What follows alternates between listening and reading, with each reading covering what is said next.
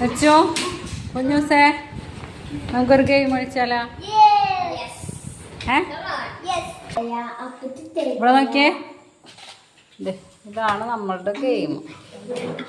ഇവിടെ എത്ര ഡോട്ട്സ് ഉണ്ട്? 50.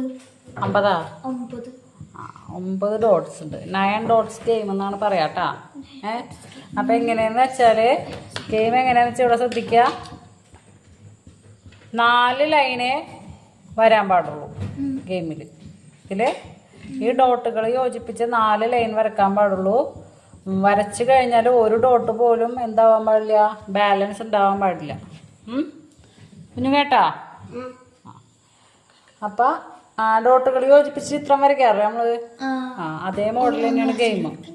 ഇത് ഡോട്ടുകൾ യോജിപ്പിച്ച് വരുമ്പോഴെന്താകും, ഒരു പിക്ചറായിട്ട് വരും. ഓക്കെ ആണോ? ആരാണ് ആദ്യം ചെയ്യാൻ പോണ ആള്? ആരാണ്? ഈ ഗെയിമിൽ നിന്ന് നമുക്ക് മനസ്സിലാക്കാം ആരാണ് ജീനിയസ് എന്ന്.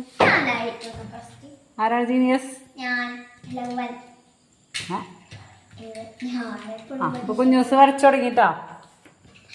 ടൈമൊന്നും തീരെ വേസ്റ്റ് ആക്കണില്ല ചെക്കൻ.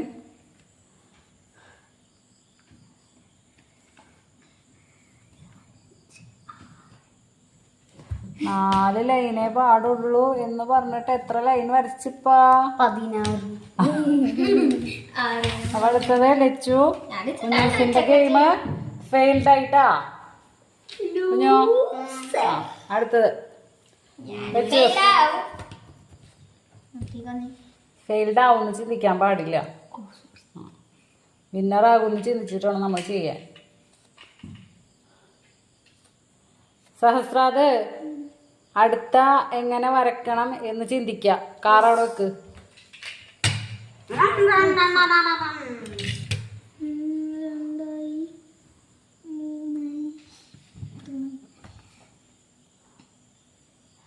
ഒരു ലൈൻ എവിടെ നിന്നാണോ തുടങ്ങിയത് അവിടെ നിന്ന് തന്നെ തുടങ്ങണം കേട്ടോ.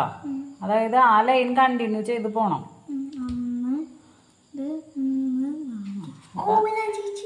ലച്ചുവിൻ്റെ ലൈൻ കംപ്ലീറ്റ് ആയില്ല. 4 ലൈനിലല്ല അവസാനിച്ചത്, അതുകൊണ്ട് ഫെയിൽഡ് ആയിരിക്കുന്നു. അടുത്തത് കുഞ്ഞൂസ്.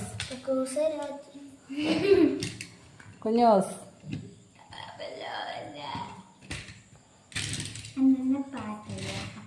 കുഞ്ഞൂസ് വരച്ചു തുടങ്ങ്. ടൈം കളയാൻ പറ്റൂല. അടുത്ത ആള് ചിന്തിക്കുക എങ്ങനെയായിരിക്കും എന്നുള്ളത്.